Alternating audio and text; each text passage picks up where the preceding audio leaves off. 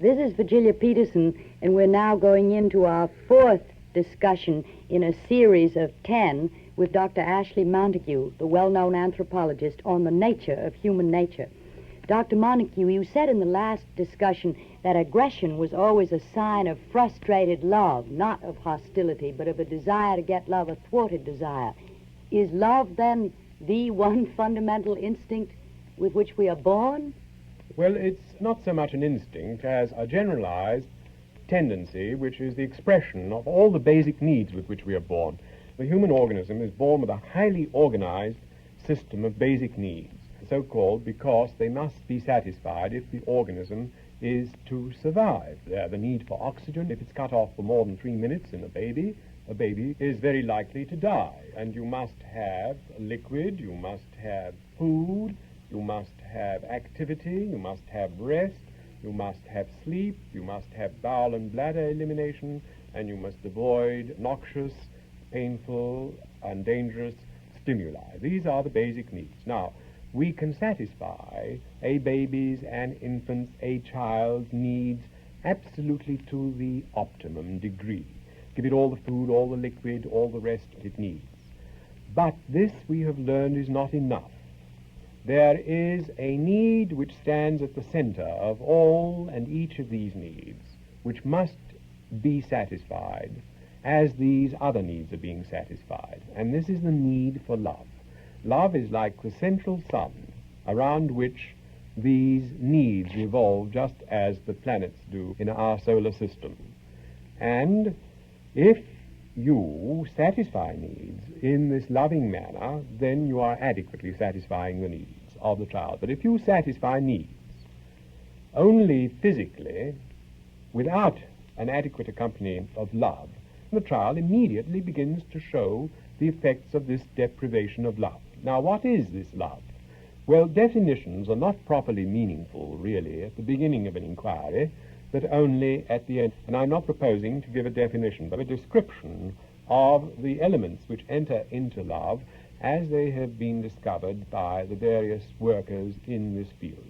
And as best as I am able to put it in plain English, love is the communication of a feeling to the other that you are profoundly involved in them, that you are deeply interested in their welfare, that you are so concerned with them because you know that to be human is to be in danger, to be precariously poised in relation to the rest of the environment, because you have been freed from your instinctual drives and you are now dependent upon others for a very considerable period of time in order to become the kind of human being you have it potentially in you to be.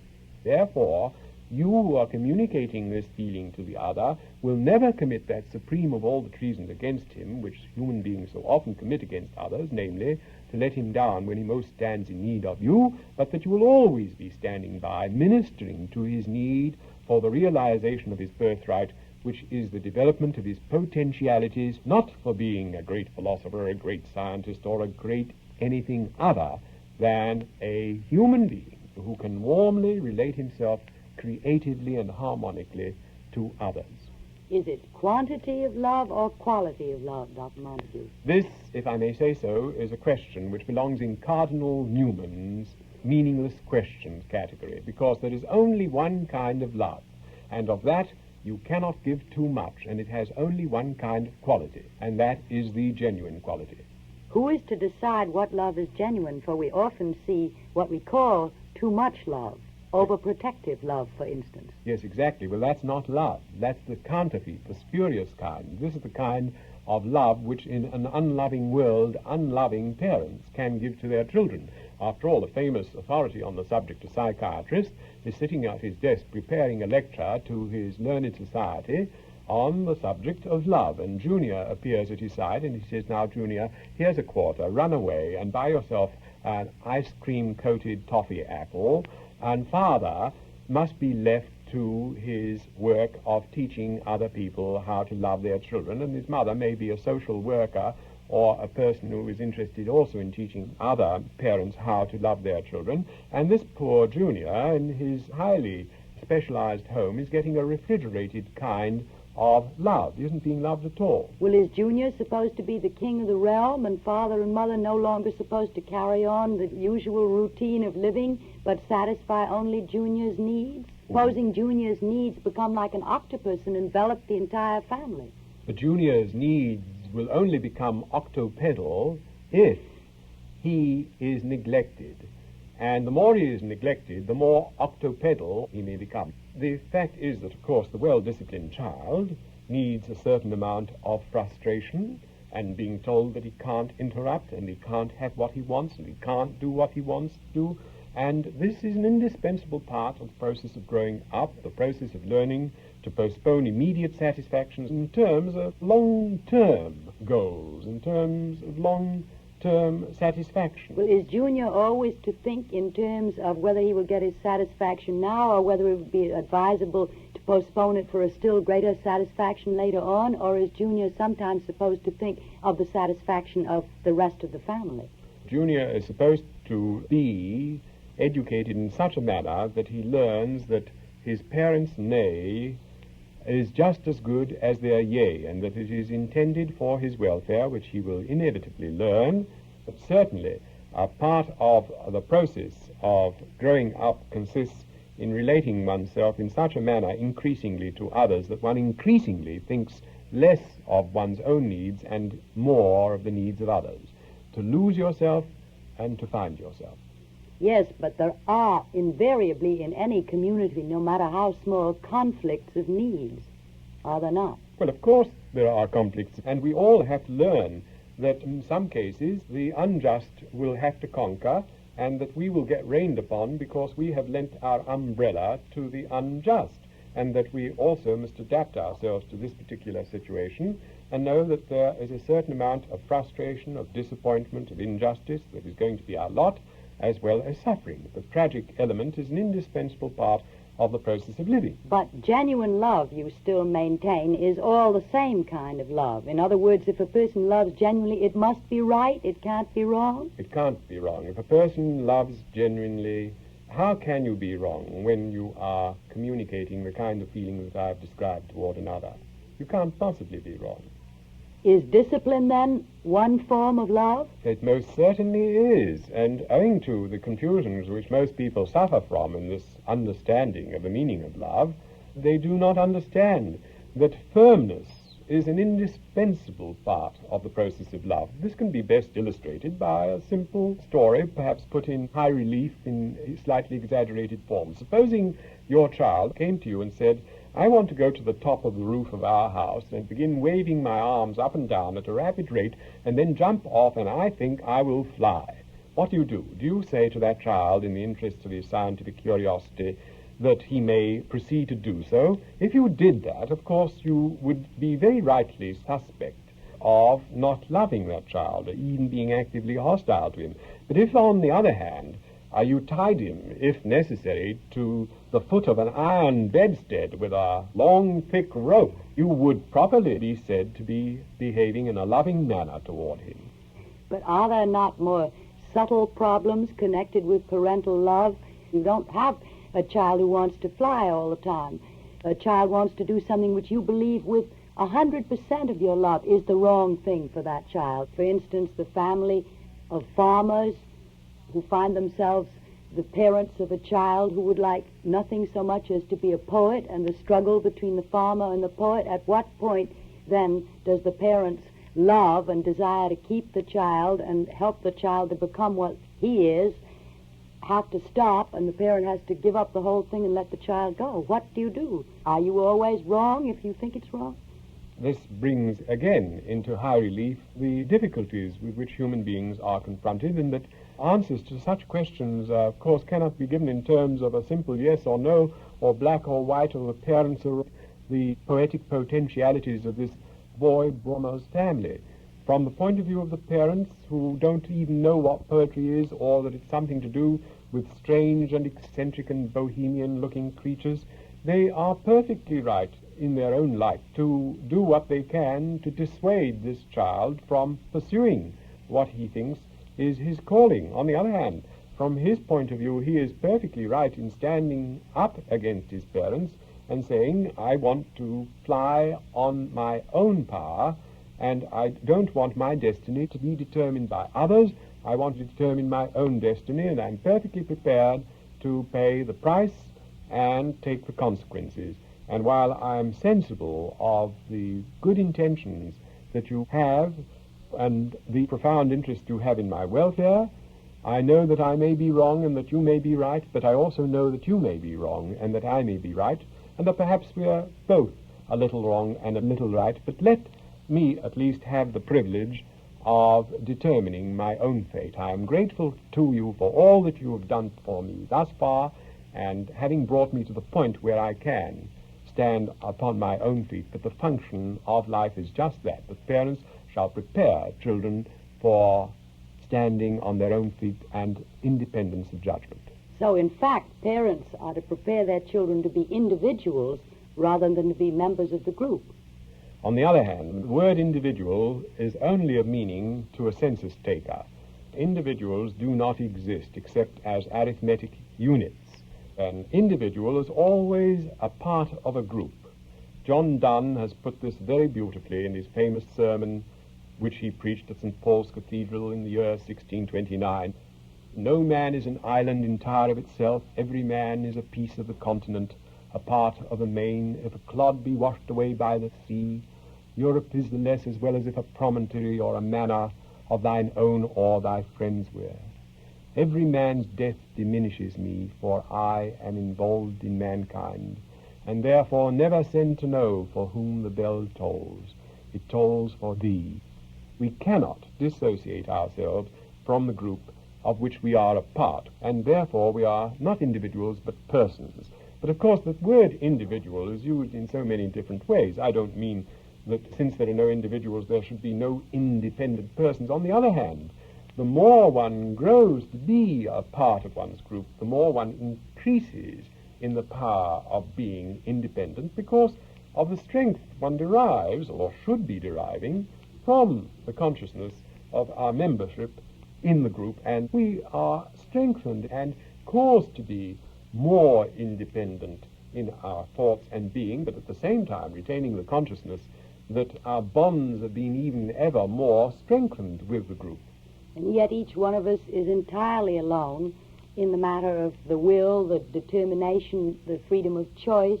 Each one of us is surely alone, is he not, in the creative process? No great piece of work or great idea has ever reached the perfect development that they have except through lonely work, through solitude. I don't think I can quite agree with that. On the other hand, when we are working alone, even as troglodytes, shut up in our studies or our attics or even in our cave, not meeting our fellow men very frequently, why are we creating? Why are we doing the things we are doing? Certainly, in many cases, not to earn the approbation of our fellow men or even their recognition. Taking pleasure perhaps in the work for the work's sake, but always knowing that this work will be judged by our fellow men, and in the nethermost regions of our unconscious, even though consciously we would not for a moment admit that we care what our fellow human beings may think of this, we do profoundly care, and we are doing what we are doing in order to share it with others. To communicate. Oh yes, I think so. I know that many a scientist will, with hand-washing indifference, say, I don't care what anyone thinks of this work. These are the facts. There they are, and I'm not interested with their further fate. I have done this because this is a problem that interested me, and that is that. Well, he may be engaged in some activity so recondite that only two people understand it, one being God and the other himself. But this is the exception rather than the rule. Most people work in a way and conduct their lives in a manner such that they do want the recognition of their fellow men, and that when this recognition is withheld from them, they suffer. Not hermits, not martyrs, not philosophers. Oh, on the other hand, these are the very people, the hermit, the martyr. To give a particular example of our own time, many will recall the story of T.E. Lawrence, the English writer who spent the greater part of his life changing his name, changing his occupation, joining the army, attempting to get out of the public attention, and thereby exhibiting perhaps the greatest advertising genius that any Madison Avenue equivalent could ever have dreamt up, drawing the maximum amount of attention to himself. This is often a transparent device, and the more you withdraw, the more you are anxious to have attention drawn to yourself. Well, I don't think that you could say that was true of early hermits who went out into the desert and disappeared, who go and sit alone in contemplation for years at a time, are not seeking to draw attention. They're seeking to communicate alone with something outside of human communication, something above them or within them. I would not be so sure. I would think that these were perhaps past masters of the art of drawing attention to themselves. They even get Americans to go and visit them in their caves. I would like to get back to the subject of love again. You said that all mother love is good, but mother love is in itself a permissive and unconditional love. Shouldn't that love change? The love that a mother gives to a child is, in my view, the basic pattern of the love that should obtain between all human beings. In other words, a supporting, a nourishing, stimulating kind of love. A love that is interested in the other. And of course there is only one kind of love, and this is mother love, but not only mothers are capable of exhibiting it. But should all love then be unconditional, uncritical? All love should be unconditional, but all love is critical. You don't bargain with love. You don't use it as a point by which you can strike a point off the other person or get him to do what you want to do. This is the perversion of love, and by persons who don't understand the meaning of love, is often so used. Mothers, for example, will often say to their children, "Now you, Junior, you eat your cereal, because if you don't eat your cereal, Mother won't love you." And that argument again and again, bargaining with him for her love, so that not only he grows up, but his sister, Sis, grows up to know that love is something that you can use as a bargaining point. And he marries a girl like Sis and finds that in order to behave, he must behave according to the requirements of his wife, who has just told him that if he doesn't, she won't give him her love. And so there they are, bargaining with each other for love. But you're giving an illustration of the inherent meanness, which is also part of the human makeup. Oh, no. The fallibility of love. No, this is not the inherent meanness. This is a meanness which has been educated by a mother who has not understood really what the meaning of love is. Otherwise, she would never bargain with her children. She would be critical in the use of her love, being able to distinguish when it is loving to say no, and even though it might be easier to say yes, to say no, for the ultimate benefit of a child who, by the discipline of her firmness, would then know how to yield to situations which he would like to have go his way, but is now willing to have go another way in order that he should derive long-term benefits from the experience, whatever they may turn out to be. You are premising everything that you say about love on the concept of the almost perfection of the human heart, or whatever it is that loves. In other words, you are saying that most people, if they sincerely love, will love well. But you haven't really proved that, because over and over in life there seem to arise circumstances where people love to the best of their ability, and that love is insufficient, or that love is over-sufficient, or that love is too unconditional. Love, even with the best intentions, seems to be subject to the same imperfections as the rest of our emotions and attitudes. I think that you're quite right. Absolute perfection is not possible in this as in all other matters, because by the very nature of the process of being human, we are bound to make mistakes, and we must therefore allow ourselves the consciousness of knowing that we are going to make mistakes, and we must also permit ourselves the self-forgiveness for the mistakes we have made without feeling unduly guilty because we have made them, because to be human is to err. And is it not also to feel guilt? Is there not such a thing as the conscience? Indeed there is, and it is highly desirable to feel guilty when one ought to feel guilty, and to feel ashamed of oneself when one ought to feel ashamed of oneself. All of us have done and may continue to do things which we are not in any sense proud of, and which we would rather have undone if we could have them undone. And it is highly desirable for us to remain critical of ourselves, but at the same time to realize that this can all be done within the context of loving ourselves. We cannot possibly love others until we love ourselves. That's that well-known psychoanalytic theory. I've never seen it absolutely proved. It seems to me it ought to be possible to give a disinterested love to someone or something without any relation to how you feel about yourself. How can you give anyone a disinterested love? Would you want someone who is making a declaration of love to say to you, I am disinterestedly in love with you, Virgilia. I am dispassionately in love with you.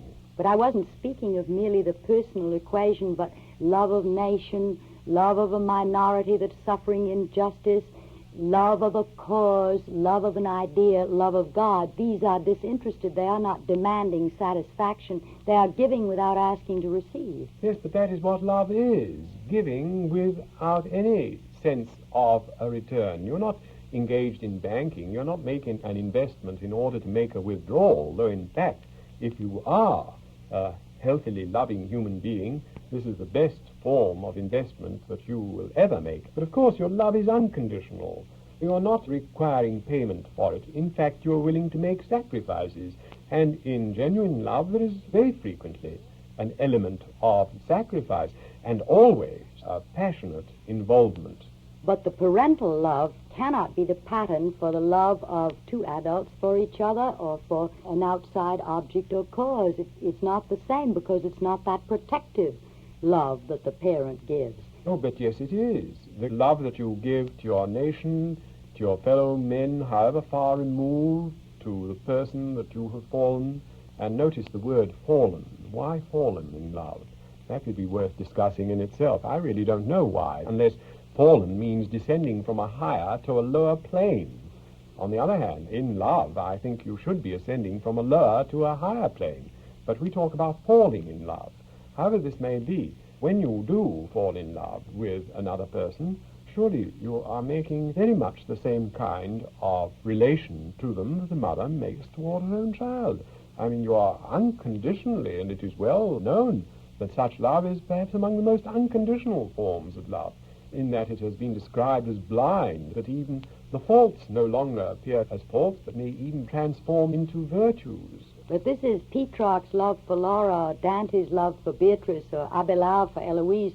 This is ideal love between the sexes, but I was talking about the love that you might feel for a symphony, or loving a picture, or loving a poem, and going back to it. But then this is, I think, a perfectly legitimate extension of the word love, but it's not quite any longer the same thing. You were not called upon to give the kind of supports and stimulations to a painting by Monet or Picasso or Leonardo that you are called upon to give to another human being. But I think you're quite properly entitled to describe what you feel toward this poem or this painting or this sculpture as love. You feel passionately toward it. You're profoundly interested in it. Your welfare, you feel, is somehow tied up with the freedom to bring this image, even if you can't see it before your actual physical eye, up in your mind so that you may enjoy it, even commune with it. I remember the first time I ever saw Impressionist painting, and it was a chair by Van Gogh. And this experience altered the whole course of my life, because the chairness of this chair had in it the history of all chairs that had ever lived. And I mean lived. And this made the whole of painting live for me. And to say that it was love at first sight is an understatement. So you will concede that love is not always a question of security or satisfaction. Oh, it's a question, certainly, of satisfaction, I would say, and security. Being secure in your feeling that even though you are going to be executed, that what you are doing is the right thing, that this is in the cause of the love of your fellow men. Why, this can be, I imagine, the highest feeling of security that a human being could experience. And do you believe that security is the most important, basic, emotional need of the human being? Yes, but security is another word for love. If you analyze the meaning of security, in terms of its elements, you'll find that the criteria are identical with love. Security is just another word for love. What the baby wants is security. Love. What about the love for insecurity? What about the man that feels compelled to climb Mount Everest or go to the bottom of the sea or take a trip to the moon? Well, this is precisely what he wants. In other words, he wants to experience more profoundly the feeling of security at the very time that he is undergoing the dangers and the threats to his continuing existence.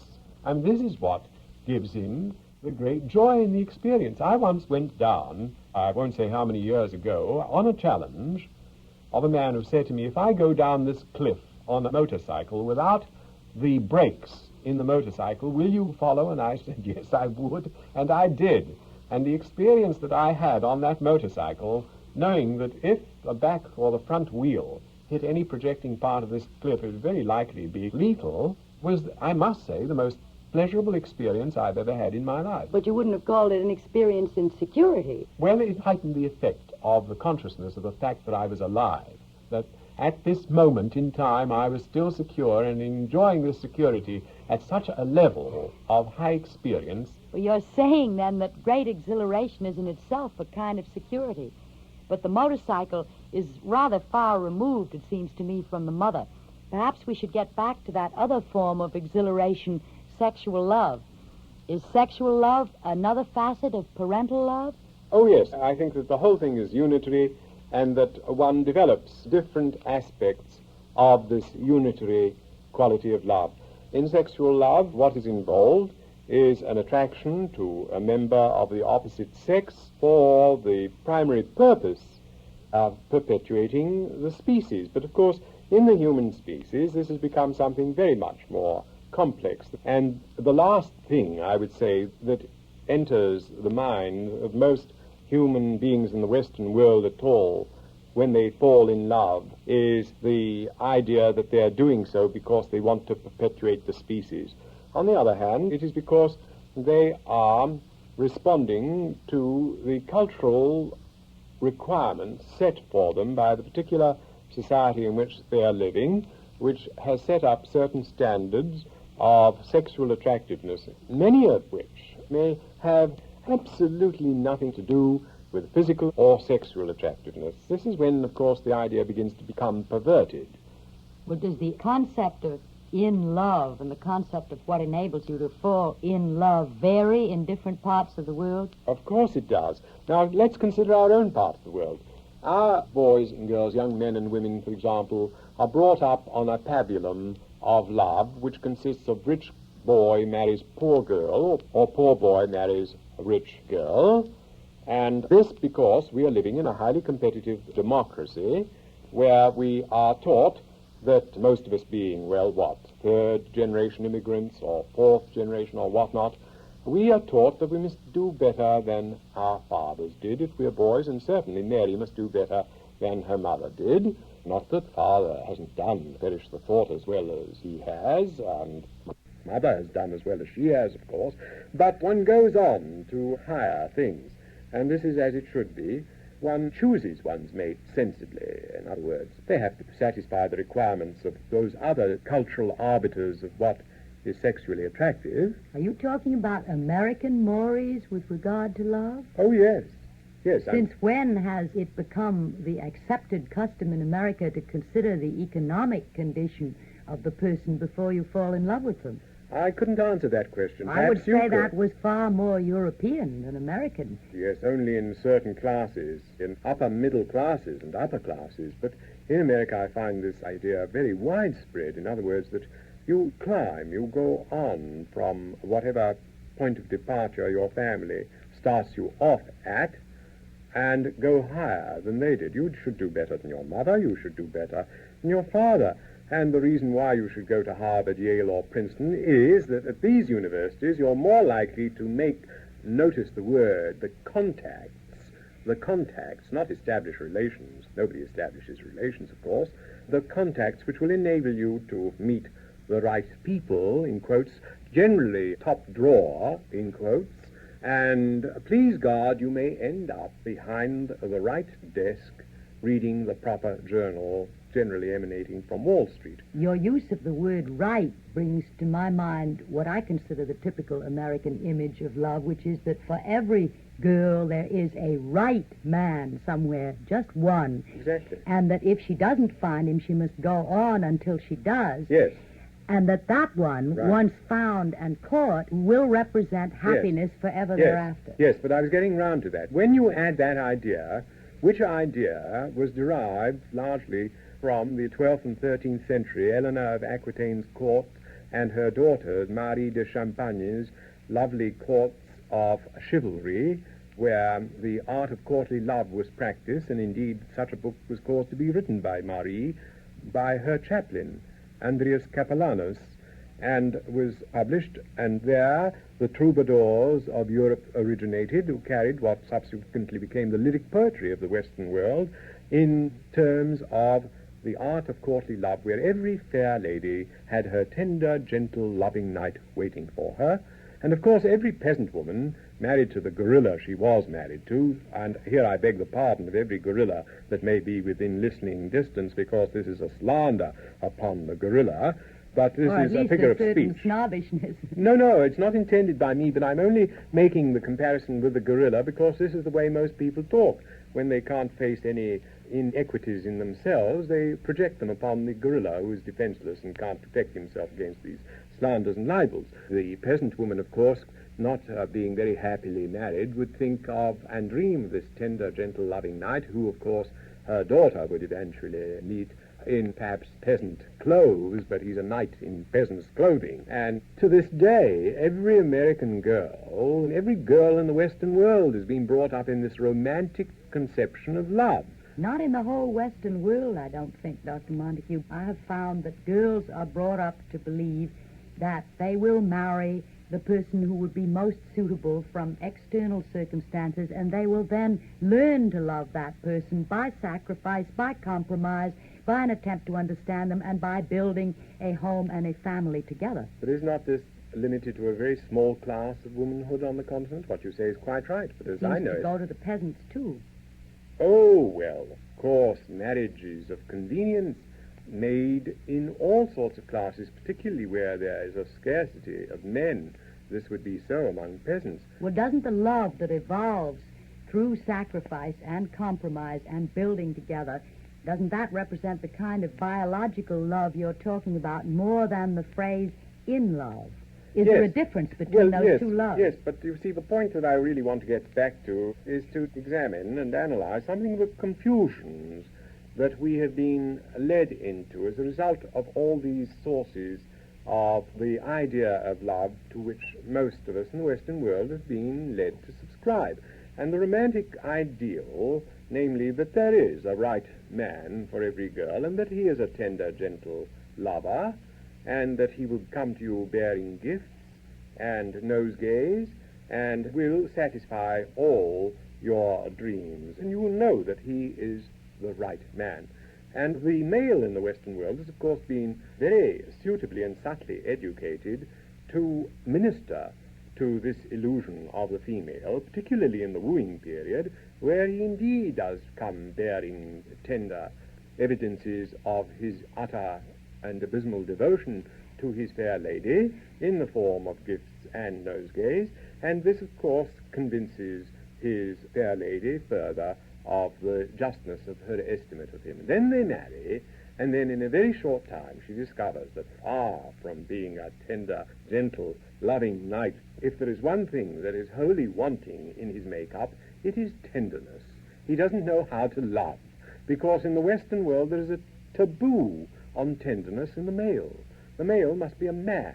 We bring our little boys up to realize that they mustn't be like little girls who, when they fall, cry, or cry when they are moved by tender emotions, because they're inferior creatures, and a little man is strong and does not weep. And in fact, in America, of course, this goes even further, and the ideal is a football hero, a tough guy, all brawn and no brain. Well, this sort of thing is not unrelated to the disasters in marriage which result from a misconception of the nature of love.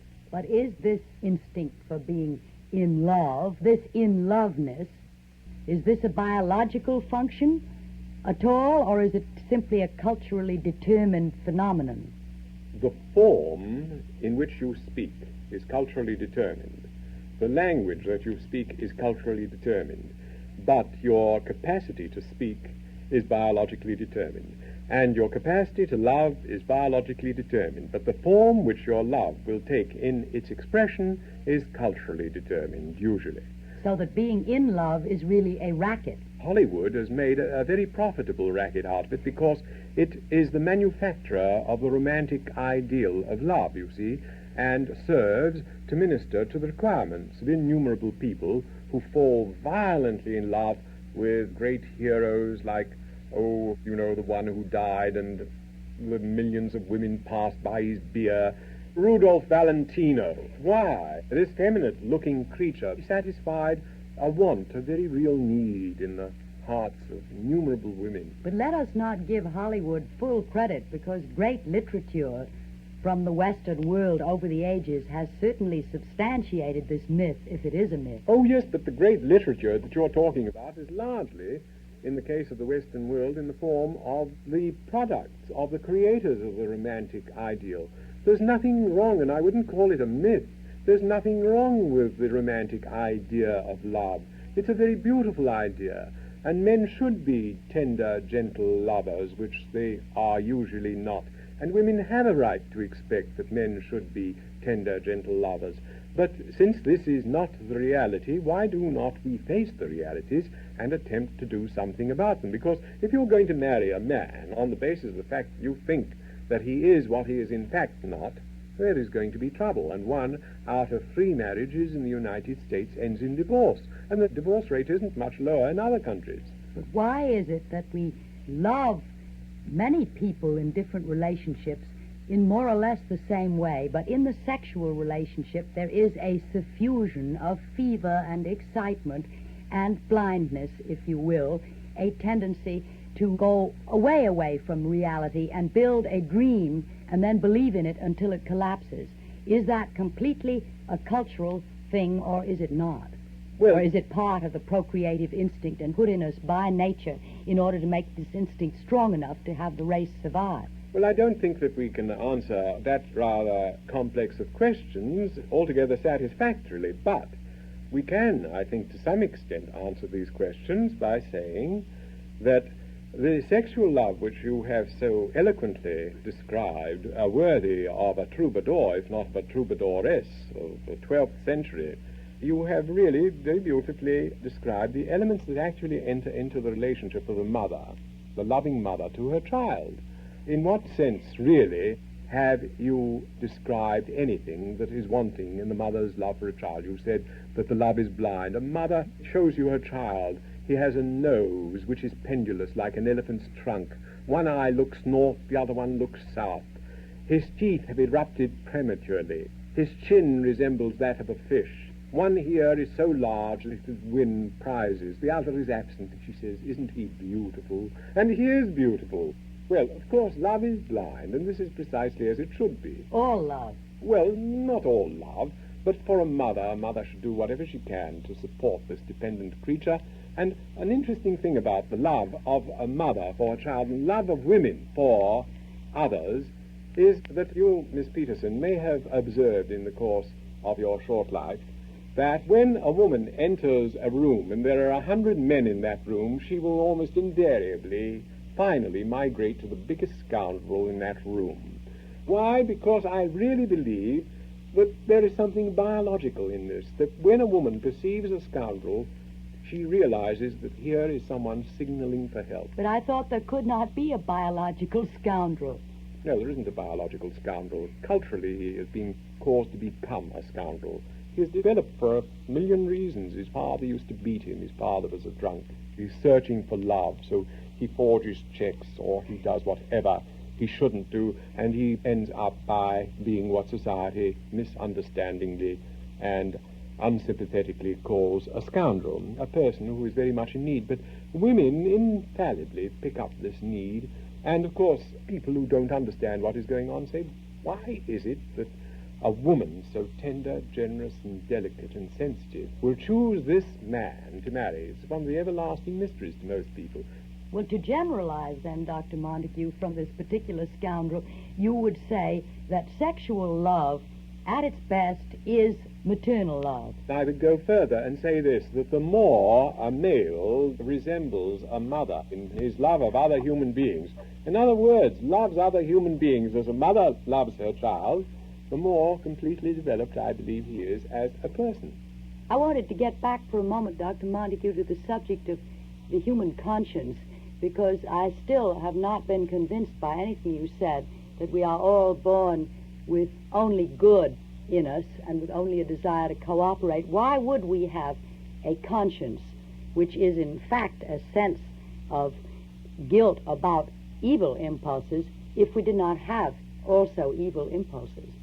Well, before I answer that question, may I say that the fact that you're unconvinced is good, because I wouldn't want you to be convinced simply on my say-so. I want you to go out and check the evidence, and it is possible to do so quite extensively now because the material is available in the literature.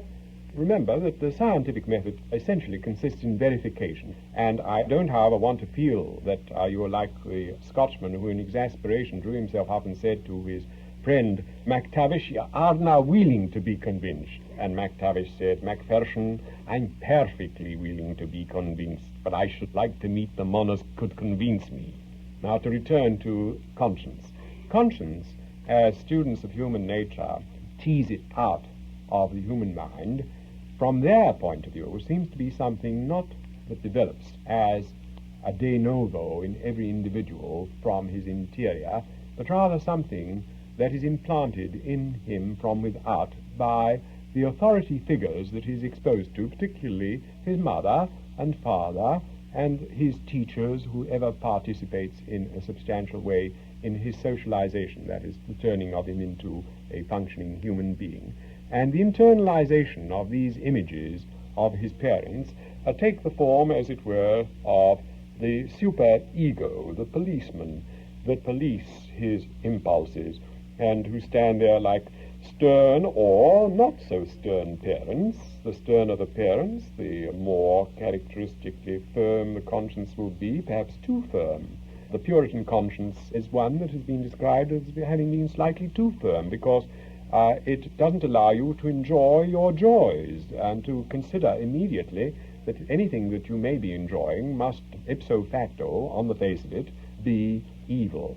This is an extreme form of the incorporation of authority figures. You don't believe, then, in the still small voice that came after the fire and the great wind? No, I think the still small voice is the voice of the authority figures that we've incorporated. Superimposed? Yes, I even think that many of the gods that we worship are the parental images which we have projected upon the screen of the universe and call them our gods. You mean we set up a god and then we love him? Well, the gods we worship frequently take the form and the character of our father figures. As Voltaire said, if God created man, man has certainly returned the compliment.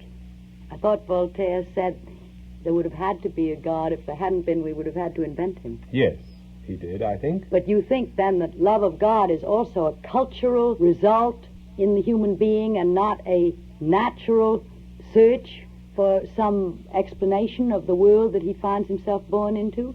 Well, I think that the answer to that is that it's both. That given the human mind as it is trained by other human beings, and you grow to be a child who can now think and observe and call things by their names, and you begin to wonder. Curiosity is certainly a genetic, biological endowment of human beings in a big way.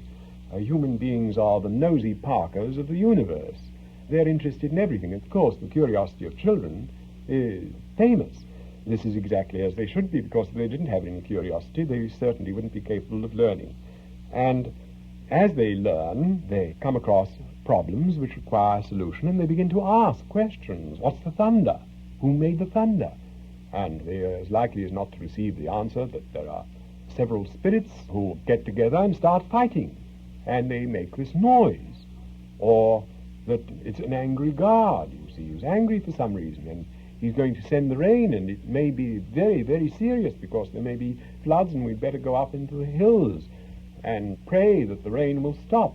Or if the sun is shining and there has been no rain for months and even years, the explanation will be that the spirits are angry, that they must be propitiated, that they generally send these gentle clouds which gather and grow blacker and blacker at certain seasons, and the rain falls, and the earth is replenished, and the plants grow, and the animals increase, and this is good. But if, for some reason, some have sinned, and we don't know who it has sinned, we must resort to the sorcerers, who will then, by their methods of divination, discover who the criminals are, and then we will severely punish them, and the gods will be propitiated. But there is one question to which there is no answer, which must be the question that initiated the idea of God, if it was initiated in man's mind, and that is the question, why do we have to die? We yes. being the only living creatures who know that we must, and who have to live with that knowledge. Well, I don't know that we're the only creatures. You're probably right. I haven't been in conversation with most of the creatures on the face of the earth on this subject. I don't know what they think, but I think you're probably right. And the idea of death is, of course, something which has been the basis for the responses that every human group and every human being have made to the world and to the inevitability of this inevitable process. That is one of the greatest modifiers of the nature of human nature, is it not? The knowledge that at an uncertain time this whole experience has got to come to an end? I don't think I would quite say that it was a modifier of human nature. I would simply say that out of human nature, in the varieties of forms which it takes in different cultures, human beings have had to come to terms in one way or another with this idea of death. And the terms that they have universally come to have taken precisely the same form, namely the doctrine, for the most part, of immortality, that you do not, in fact, cease to be and become the empty hulk that you seem to be after you have died, but that there is a more important part of you, and that is the spiritual part of you, which continues to live and is immortal, and may, in another form of the doctrine of immortality, namely reincarnation, take another form in this life, where you may return, depending upon the way you have behaved in this life, either as a rat or as a god. And looking around one must confess that possibly there is something in this doctrine. Perhaps to love is as much, then, in your opinion, man's fate as it is to die. Indeed, I think that the two are actually so closely linked as to be indissoluble parts of the same process, that how you live depends entirely upon how you love, and therefore how you die depends upon how you love. And if you recognize the meaning of love, this tremendous interdependency, this tremendous relatedness that you are involved in by virtue of the fact that you are human, then you cannot help but know that when the bell tolls, it tolls for you just as it does for your fellow man, and that death is something that will put a term to your activities, and therefore, while you are enjoying this term, you should set for yourself as high and as noble a goal as you possibly can, even realizing that you may fall far short of it, but nevertheless attempt to achieve it. And to the extent that you are able to love when you live, it will be easier for you to die? Oh, indeed, I think love is the solvent of virtually all problems. Well, if love is supposed to solve all the human problems, then the logical step would appear to be to find out how to make sure that the child's full potentiality for love is realized. And in our next discussion, Dr. Montagu, we ought to examine what kind of education the human being needs at home, at school, and in the community in order to fulfill his true destiny.